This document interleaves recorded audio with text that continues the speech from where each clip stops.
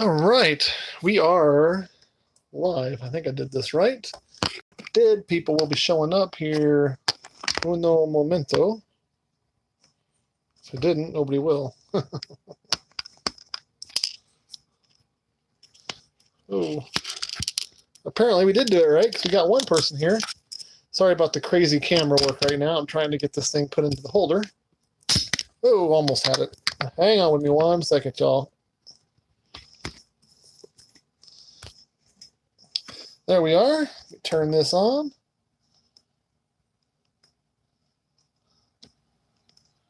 There we go. All right. Now we're set up. Well, again, this is just Monday.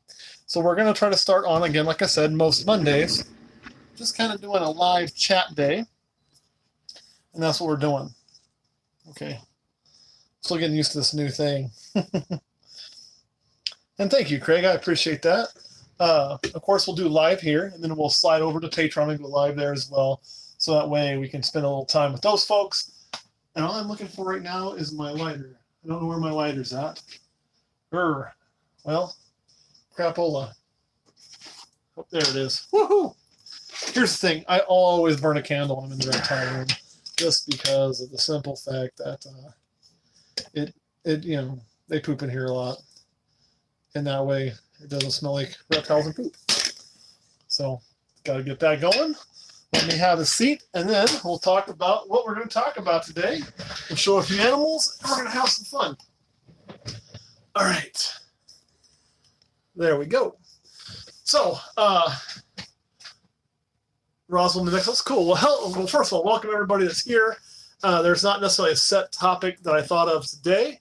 And, hey, Patience, my niece is on here. So that's pretty awesome. Glad you could catch that. And that would be the mother of the little girl you see in some of our videos, Aurora. So it's pretty cool. What temperature is my temperature here? About 25 degrees, but in the room, probably about 74 right now. So first of all, I do want to let you guys know that we have a new animal. And I would love... not too much, Robert. I ain't said too much shit about me, but it's YouTube, so who knows what they're going to do half the time. What's up, Jackie? For those of you, Jackie, that you see on the screen, that would be camera guy Kurt's sister. So she's tuning in with us today, which is pretty cool. We did get a new animal. I can't show it to you though. The reason I can't show it to you, well, I imagine he's at home, Greg, because this is the live ones he's not here for. I just do these, and but it's at the shop. It just came in, and I really, really can't show it to you because I don't have it here with me. But we're going to do a video on it very, very soon, and I cannot wait to share it with you. This is an animal I've wanted ever since the first time I saw a picture of one, which wasn't that long ago. It's almost that, Joe. It's almost that. It's actually going to be cooler than the King Cobra with frickin' laser beams on its head. And it is at the shop. It's set up in one of the zoo cages. It'll bounce back and forth between the two places. So it'll be kind of fun. But it's going to be really neat when you guys get it. So just saying. Retakes, I don't know about how soft they should be. And Nose, my dwarf caiman is already here. And yes, Greg, it is very, very venomous. They can put a hurting on you. It's a Western Diamondback, I'll tell you that, which I've got a ton of Western Diamondbacks, so having a new Western Diamondback is no real big deal. It's the morph of Western Diamondback that it is. And I'm just going to leave it at that. And there's some people out here that already know what it is. I've already shared some pictures of it on our Patreon, but it's going to be really cool when I show it to you. It is neat. And somebody asked how Reaper is. Reaper is doing great. Reaper is not eating very well right now. That's pretty typical for him. He goes on and off food pretty consistently. So what we'll do is let him have a little time off and then put him back into it. And no, Truck, it's not a purple Western Diamondback, but I actually do have some Western Diamondbacks with purple in them to include a lavender phase albino and also to include a what they call a purple haze. So yeah, I should put that on my hate comment video, right, you? Every time somebody hits a like button. So I'm having a really good. Yeah, it's time to change the sign in the back. This is what they're referring to. I don't know if anybody ever notices that too often, but we always make new signs back there, and it's been on the snakes having sex for a while. So, and different rattlesnakes can crossbreed to a certain extent. Now, I'm not looking at doing that right now, but people have cross timbers and westerns, I do believe, and a few other ones. So it's pretty cool. We don't sell them right now, David. Eventually, we may. They'll take us a while to get to that point, and it's going to be a bit, and we'd have to start some breeding projects first. And yes, actually, Zach, everything I keep is pretty much a native hot. I mean, timbers are native to here, Massasaugas are native to here, cottonmouth native to here, copperheads are native to here, and western diamondback have some territories that they're known to probably be in Kansas. Very, very small amounts down on the border with Mexico. So we only keep natives. I actually don't keep anything that's not native to the, not in my area, but at least been found in the state. So, and statement, we're not going to get rid of the sign, but we're going to keep changing the sign, and the sign will move to us to the new facility. So it'll be really cool. I haven't seen a carpet retic cross. I'm not sure how well those would cross or if they can, but you know, carpets get crossed a lot, and typically they go with like green tree pythons and others that are similar to that. So you get the carpondros, and most carpets, a lot of them have been crossed anyway, because carpet python is kind of a catch-all term for a lot of separate species. You know, you have your jungle carpets, your coastal carpets, your angias. There's a lot of different carpets out there, but they all can kind of be interbred. And yes, yes, balls and exotics. I am in Kansas. I do, David. That's a great question, and I do continue to pair them. Now, let me cover that, and I'll show you an example. I need to put into somebody anyway right now. There is not you. Oh shit! I already put in somebody. Never mind. Apparently, where did I pair him to? I didn't. He must have stayed paired because he was breeding during last feed. That's what it was. Probably breeding right down here. Probably right here, actually. Yes. So like, this is a male that I know, girly. That I'll show it to you. What's up, Addie? How did you get that to change colors like that? That's pretty cool. This is a male that last year I took out a breeding rotation. He's not the best eater a lot of times. Well, this year he's been eating really good for me. Freaking out though, buddy. And so we did pull him out of rotation. And what it's really about is body condition and weight. So I monitor my males. A lot of them do go off food, but they start to show a lot of weight loss or anything like that. And then I pull them out and I take them out of the breeding rotation. But as long as they're doing good, I do let them stay in there. Since he's kind of all amped up, I'm just going to go ahead and slide him to his next female and let him get to working. So I won't waste all that energy, right? So, like, yes, you can, but again, it's a matter of monitoring. And by monitoring, I mean, we monitor their food intake. I keep a notebook so I can go back and look and see when they ate and when they didn't and whatnot. But it's a matter of that. So, and my thermostats, we have to set right to 90, but we set ours up. We would have to go check it out, and you can see what I'm talking about. So, like, we, you know, some males eat all season, some males won't eat at all. But it's that body weight and condition. If that starts getting too bad, they're not feeding, they're so cautious on breeding, I start to worry about their health. I will then remove them to take that pressure off of them and get them back feeding. If they get that weight back on, then I can put them back in. So, yeah, I don't like to house them together full year round. I like to just pair them up for breeding. If you do house them together, you run the risk of stress, sharing diseases, and if it's a male-female, you run the risk of unwanted breeding unless you're really wanting to do that. So it's up to you or whether or not you want to do it. Somebody asked about females going off food. Your females will likely go off food when you breed. Going off food is a good sign. So typically my females pound food, pound food, pound food, pound food, right? And then they just stop. And James, why are you actually here? Like, I don't understand people like that. So what you'll end up doing is feeding those females a ton, and then they're going to just shut down.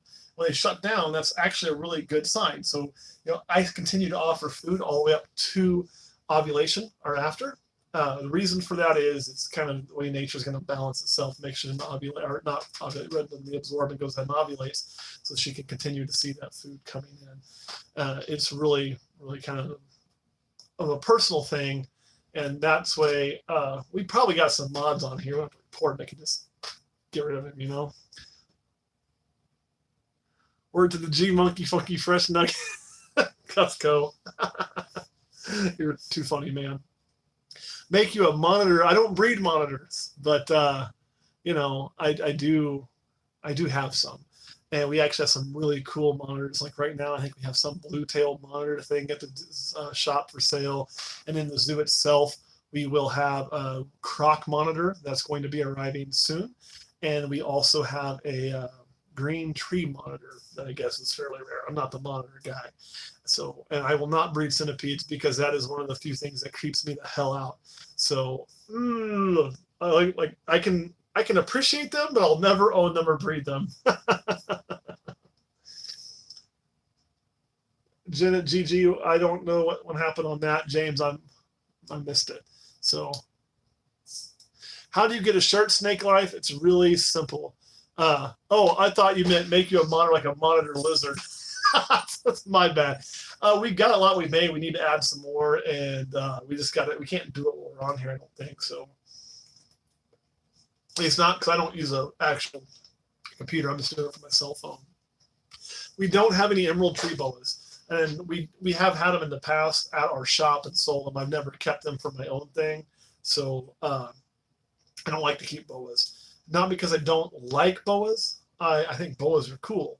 You know, Curtis has a boa at his house. That rescue boa, we did a video on it. It stays with him, and the reason though is I'm terrified of IBD. I'm probably over terrified of it. But Jake's question, I didn't see Jake's question, so you have to help me out with what that was. So, and basically, I'm scared of that disease passing on, so I don't keep one here. Although I like boas, emerald trees are very pretty. You know, a common redtail is a gorgeous, gorgeous snake, and they're just beautiful. You know, so they're really neat. But and I don't really know. And then also Amazon tree boas, like the Halloween Amazon tree boas are almost what made me get a tree boa and say screw it. But I just couldn't pull the trigger. I don't ever stop feeding every 7 days. I feed 7 days on all my animals. So right, yeah, I'm with you, Pride of Texas. Which one's almost 10 years old, Jackie? Sorry, they're breeding early. I don't know if he's still here. If not, somebody can remove him. Or, I mean, if we need to, I figure it out. But you can breed a Mojave spider with the pastel, and you won't have any issues. Spider is fine to breed with 90% of the stuff out there. What you want to avoid is spider to spider. So spider to spider is bad, and yeah, I don't even know what he's talking about or what people are saying to him. It's pointless. Spider's bad. Spider to champagne is bad. Spider to spot nose is, I've tried it. It's kind of a wishy-washy. I probably won't do it again. And so, like, there's a few things out there you don't want to cross spider with. And I'm sure I'm missing one, like probably HGW, you know. But most things, spider's fine with. And I don't usually pair and feed the same night. I like to let them settle down. I don't necessarily think it'd be a problem if you did. I mean, in the wild, they'd be like, oh, well, I ate today, so I'm not going to look to breed, you know. But I prefer to feed, and then the next day I'll come and do a lot of my pairings. Or, you know, give them a few days to be off. That's also how I know I gave them a break, is because I take them apart when feeding. The weather down here is cold, but not horribly cold, but we do have several inches of snow still on the ground. So it's chilly, snowy. It's, you know, it's winter in Kansas. Winter in northern Kansas, maybe. But the best thing I would say as far as when can you breed is to get a system. If you have a system and you're kind of coming through and you're being very consistent with your feed, with your breeding, you're doing things the same way, and it's working, then, you know, you're going to be fine. If it's not working, you know what to tweak, and you make those tweaks, and you'll be good to go. So, yes, and feeding him is not always, or breeding him is not always going to make him feed. But if you have a male that's off food, and I know some that was off food for about 3 or 4 weeks, if you've got a large number of snakes, or, you know, you got females and males in the same room, I'm not going to worry about 3 weeks or even 4 weeks. I'm not going to worry until I see that weight change or that body condition change. Somebody said try chicks. I've never used chicks with ball pythons. I used them with my boa way back in the day because they were cheap. But you can definitely do that. I have tried different food items, which is like going from a rat to a mouse or an African soft fur and then switching back after. So it's similar to what William's saying, just using a different thing to do it. I think that's an option. I think it's also an option to just go to a smaller. If you're used to feeding this big, go smaller and see what can happen. And, the other thing is when you're a new ball python owner and something goes off food, it's really scary. And then you go to Facebook and you get told you're a horrible person, that your snake should eat every week and that you must suck and your care must just be horrible and you don't even deserve to have an animal. That's my favorite line. Facebook, right? But that's just not factual. This is not factual. They're going to go off food sometimes. So I can't remember, actually, and I'll show him to you, Craig. Telling the Moody's in today. How we feeling, buddy? He is my first, and he is a problem child, too. This is a perfect example of a male that doesn't like to feed during breeding season, and you can see that's why he's a little on the thin side, but all he'll do is eat mice. So he's getting 2 to 3 mice a week, and this is Erebus, our exanthic male. He'll eventually get back on rats, and truth be told, I shouldn't even keep this snake, right? I should sell this snake. He wants to breed. He'd be a really good breeder. So he's got really nice color for an exanthic. And I don't because he was my first. And since he was my first, I just always keep him. And every year I'm like, I'm going to sell him, right? I'm going to sell him. And then I don't do it. So he's,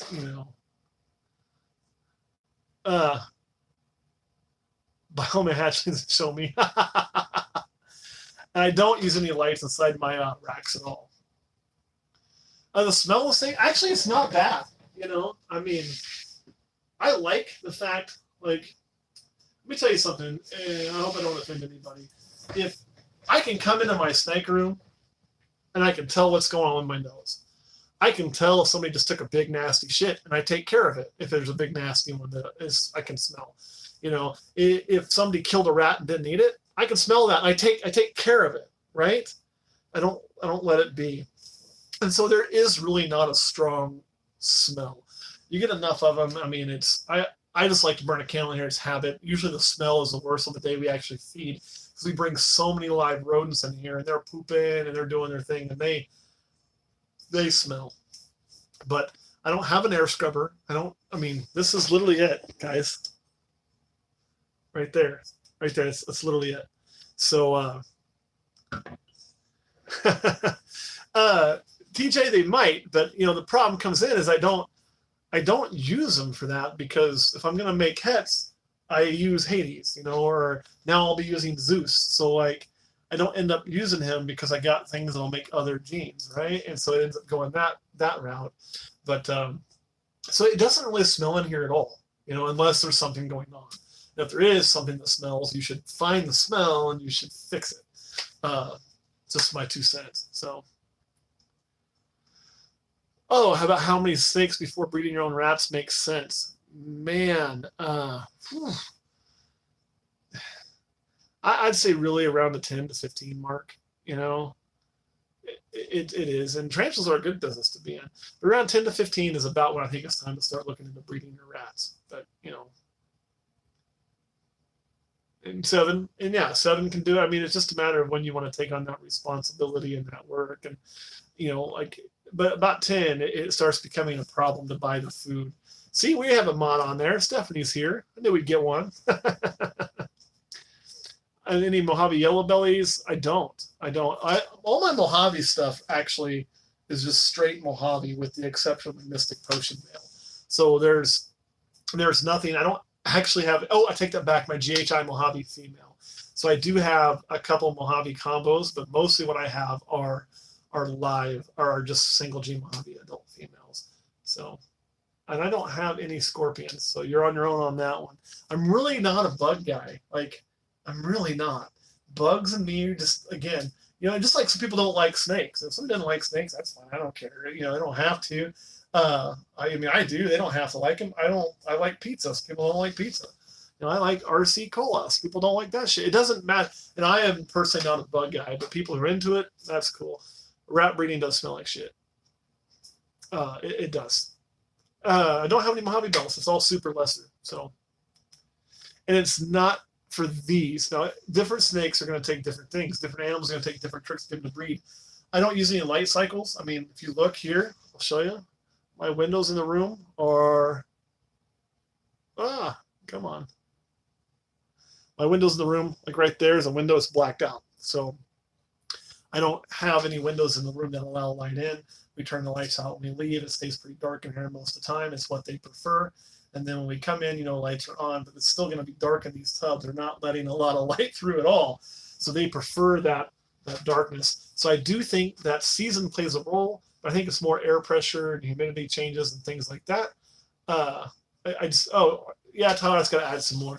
But I don't think you're going to see a huge difference with just changing light cycles with these guys. So I haven't seen that crazy Paradox Pied Oreo yet, but I'm sure there's so many crazy snakes out there. Like the one I just got is crazy to me. I wish I could show it to you guys, but I will. I just got to get it set up the exact way I want, and then I will share it. I promise. Once I get her rolling, it's coming. I can't, Snake. It's not even here. Like, it's literally 20 minutes away from me. 20 minutes I'd have to go to show it to you because it's not at this facility. I have to set up something. And it will probably be one of the first snakes actually at the new place because we are about to start moving some animals to that new place, right? So, like, what's going to happen is, like, first there'll be some rattlesnakes will move over, and, like, the carpet pythons and the green tree python. The ball pythons aren't moving yet, but everything else is moving. So, and for me, the prettiest retic is honestly going to be the lavender albinos. So the reason for that is I remember when I was a kid seeing I got Reptiles magazine. You know, some kids get all this. I got Reptiles magazine. That was what I wanted. And I'd read that thing, man, cover to cover as a kid, right? And I remember it coming out, and there was a picture one time of Bob Clark and a lavender retic. And I was just like, I was in love. So, and yes, I'm going to get those cages out of my office. I'm going to get those set up. I'm going to get those rocking and rolling. And then I got some new caging that's going to be coming in. Man, I can't wait to get paid. I got some shit to tell you all. Today's been a good day. It's been a really good day. And we're going to be moving over there here pretty soon. So it's going to be a lot of fun. But, man, the best way to convince your mom is,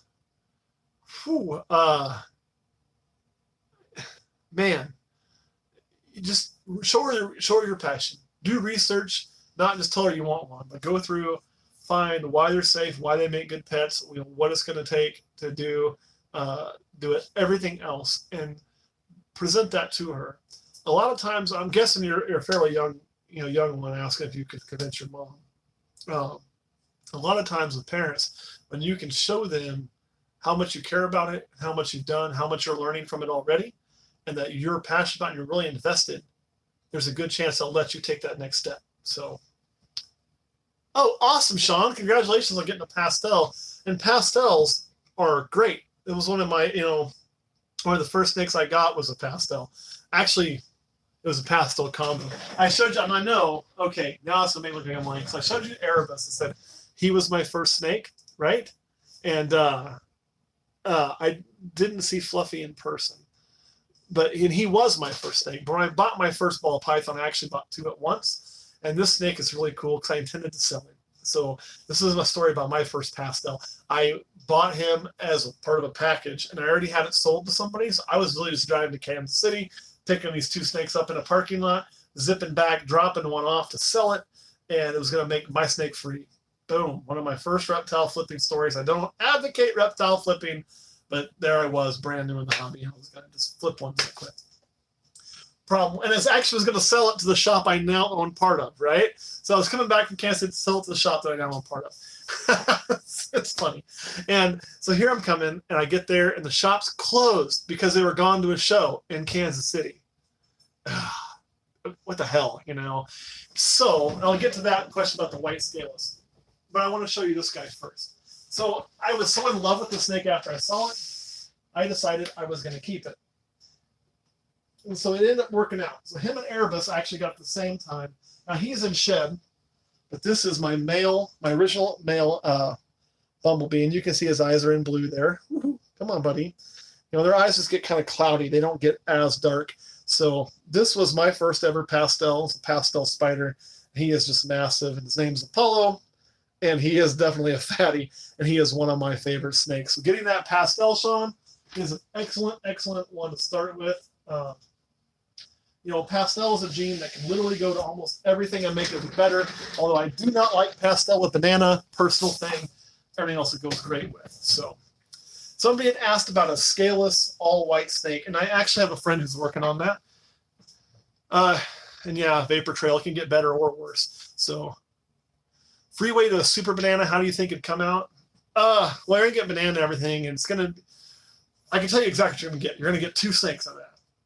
And you're not going to be able to tell them apart. You're going to get, because you use super banana, everybody's going to get banana, right, Sean? And then if you use a freeway, let me make sure I'm using the rest. You're going to pass on asphalt and yellow bellies. So you're going to get banana asphalts, and you're going to get banana yellow bellies. The issue is going to be telling the banana asphalts from the banana yellow bellies. So if you were going to go that route, I would almost voice a hard one. It'd be cool, and you can't get freeways from that pairing. That's also correct. You're going to get just those two snakes because you're dealing with two supers. Now, to get a shirt snake life, you got to join our Patreon. That's the only way to get those or find us at a show.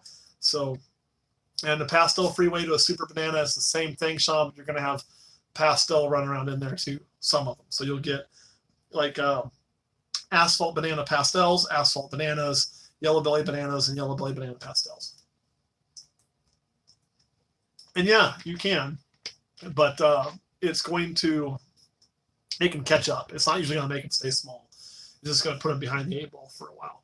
So somebody asked about the all-white scaleless snake, and I am a fan of scaleless snakes first and foremost. I believe in the scaleless project. 2, the more things I've heard about that scaleless project, the more I believe in it. 3, I have some theories onto why you don't see many adult pictures of them. Some of the reasons I know why you don't see adult pictures of them. And number 4, I think I know how to fix some of that. So the pastel freeway, breed it to an ivory. That's what you should do with it. The reason you breed it to an ivory is because Sean, it'll give you ivories, like will always pass on yellow bellies, so then you'll know when you're hitting your freeways because you'll get ivories and you'll get pastel ivories and you're going to get freeways and you're going to get pastel freeways. So ivory, can't go wrong with an ivory. You know what? Let's see here. I'm going to try something. Hey, look. Boop. There we go. Problem solved. I didn't realize I could do that from here. That is pretty freaking awesome. Yay me. And you can do the super asphalt too. So and you can't go wrong. I mean, those are really nice animals, Sean. Freeways are awesome. The only problem is that asphalt yellow belly are sort of tell apart. So when you breed them, nobody can tell you which is which. And the difference in price in an asphalt and the yellow belly is pretty tremendous. So no pixie adult scaleless, man. I think or somebody will name. It's because they shed like crap, right? They shed like crap. So they're always going to have some stuck shed on them and things like that. They don't look really good. And that's why you hear people talk about microabrasions. They think causes it and this and that. I personally think it's probably the embryonic fissure that causes that because it's basically like a scar running down its complete belly, right? And so as that's trying to shed, I think it's getting stuck in there. And when they have a stuck shed, they're going to try to shed more frequently. I think you're going to have to try to do some humidity stuff on them. We may end up having to treat them too like they do with like, you know, bearded dragons we're going to see. But that's what I think is going on. So they always want to put that perfect picture of them, but they don't want to put a picture of a piece of stuck skin on it. And it's really hard to get that shed skin off of there.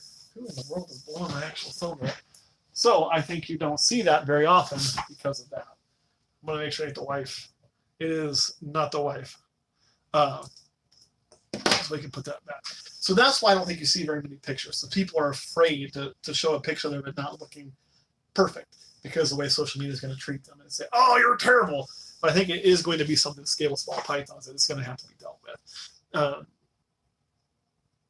So far, Nary, we have everything sold on Patreon so far. So now how do you treat that? 1, it's going to be some humidity adjustments. 2, it's going to be make sure things to rub on. 3, it's going to be just you know, understanding that sometimes you have little pieces of shit. You just are. Other scaleless snakes do perfectly fine without that. But one of the big differences in a ball python that's scaleless and, say, a scaleless corn or a scaleless rat is the embryonic fissure. Because the embryonic fissure is only going to be shown on those ball pythons because the way the scales develop, it develops at a different rate in the egg than the corns and the kings do. So the corns and kings end up with a very flat belly when they're scaleless without having that scar look on them. Now the ball pythons, all of them have that look to them. Oh, I'll show you what I mean. Oh, I can't show you on that, but oh my God, let me show you this. Let me show you this. Okay, let me see if I can't get this thing to do what I want it to do. There we go. Look at that. I don't know how well you can see that in there. What we have, though, is we have a lock. That is to Zeus, our zebra bee, and also to our pastel exanthic. So that is really, really kind of awesome. I'm really excited about that. It's going to be, yeah, they're definitely knocking boots. So, whew. Update video of your beautiful. We need to do another one. There's things moving around because of zoo and shit like that. And that's why we haven't done another one yet. And just there's things here, there's things there, there's things everywhere.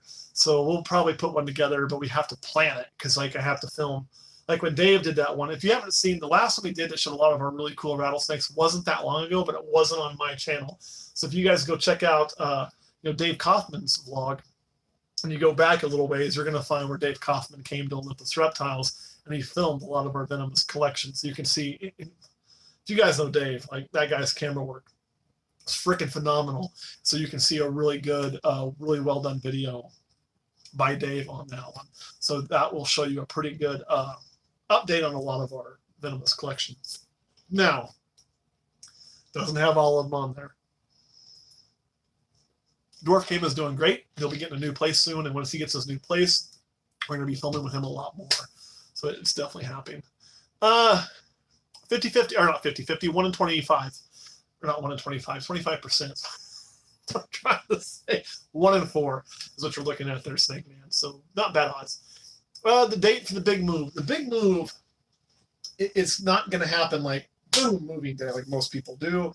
I feel that if I were to do that and I was just to say, okay, I'm moving on, April 32nd, which doesn't even exist, and that's what I'm going to do. Boom, here we go. And yep, give me just a few, Justin. I'll see if we can't show that off. But and I haven't ever seen Mary Nikki. Don't know who that is, I don't think. But yeah, Banana Yellow Belly and Asshole will be the way to go. So like, what would basically happen is we're going to move it as it happens. So you're going to start seeing racks in here disappear. And then like as these have eggs and I remove them from their eggs, I have to do a full clean and reset anyway. I'll have racks over there ready to go. So those females will go over there. And once this gets emptied out, then this whole rack will move over. So it'll slowly move out of here and slowly move to the new place. The reason for that is simple. What we're going to do is if we were to move them all right now, it's like, all right, it's moving time, boom, and move them. My fears during breeding season stressing my females. I don't want to stress my girls. I don't want to miss those eggs. So I want to do that the least, like I'm going to stress them once a year.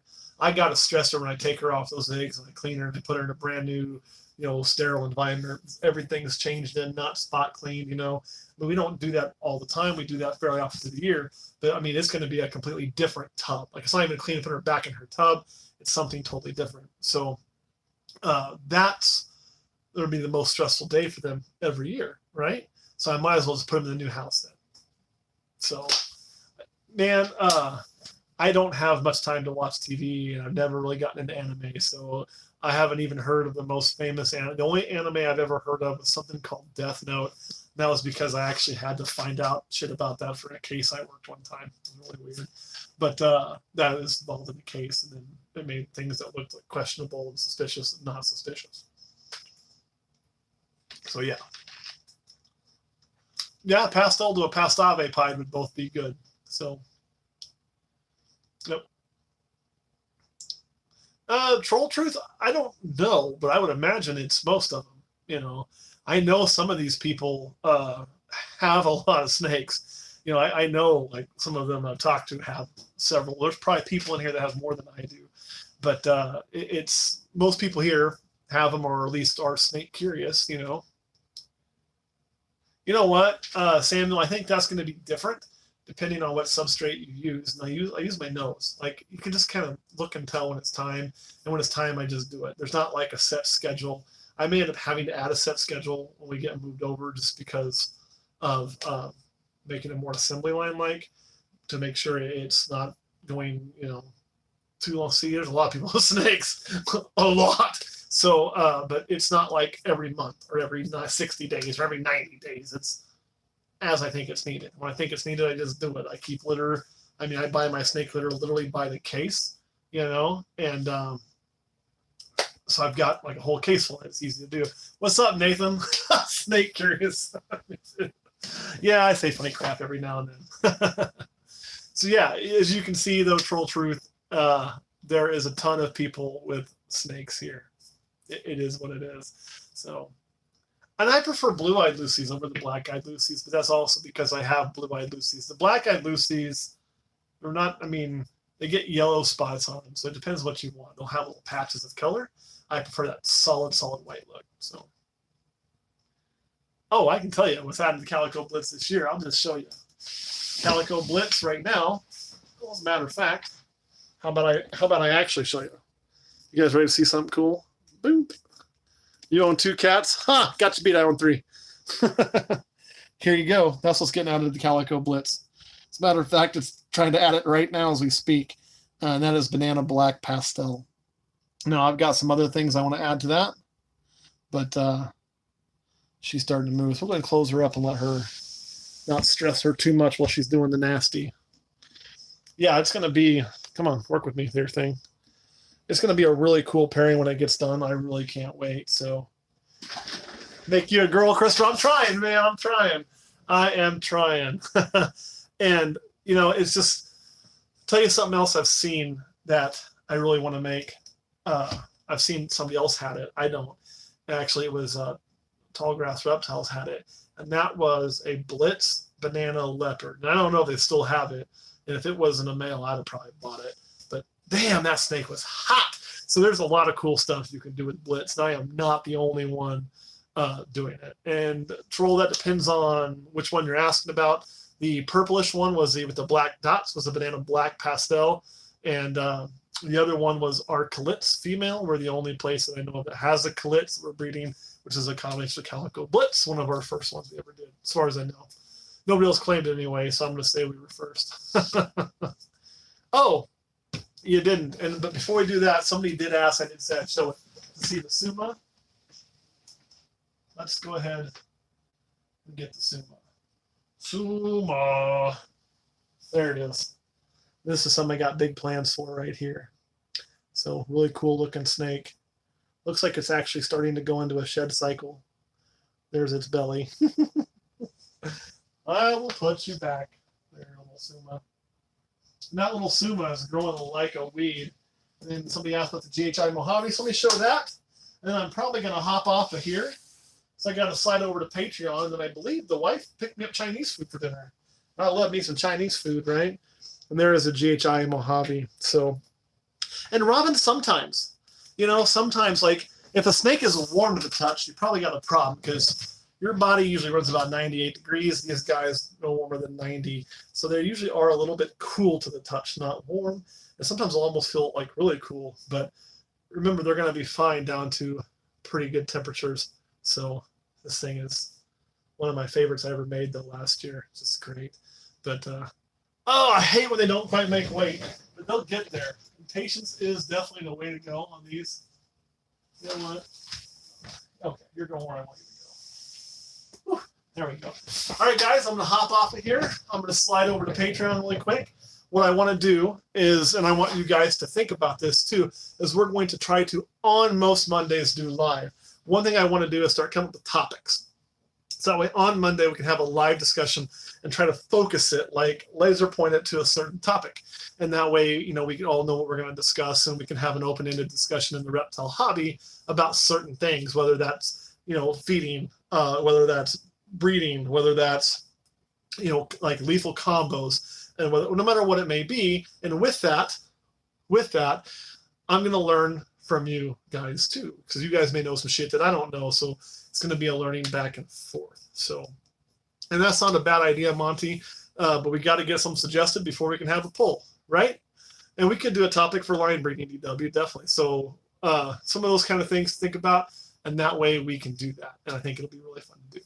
All right, guys, thanks for watching. I will see you hopefully next Monday. Next Monday is a holiday, but right now I got to slide over to Patreon, talk to those guys for a few, update them on the cool stuff going on. And, Snake Insomnia, write them down, and then we come back next week. I'll have pen and paper, and I'll write down some ideas, and then we'll get a list. How's that sound? So next week we'll come up with ideas, and then we'll start doing this thing. I think that should work. All right, guys, catch you next week.